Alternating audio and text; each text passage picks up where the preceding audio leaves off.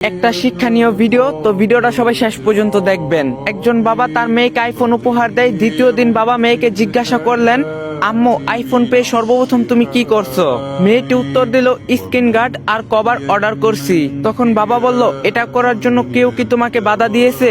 মেয়ে বলল, না বাবা, কেউ বাধা দেয়নি। তখন বাবা বলল, তোমার কি মনে হয় না তুমি আইফোন নির্মাতাকে অপমান করছো?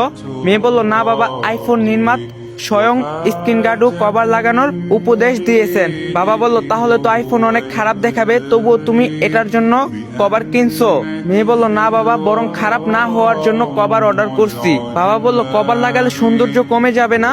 মেয়ে বলল, না বাবা, কভার লাগানোর পর আরো সৌন্দর্য দেখাবে।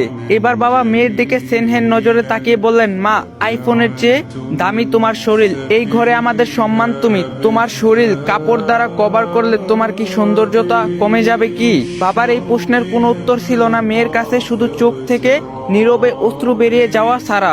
আসলে পর্দায় নারীর সৌন্দর্য কমায় না, বরং সৌন্দর্য বৃদ্ধি করে। যদি ভিডিওটা ভালো লাগে, সবার কাছে একটাই রিকোয়েস্ট, সবাই ভিডিওটা 3টা করে কপি লিংক করবেন, আর পারলে বেশি করে শেয়ার করে দিয়েন।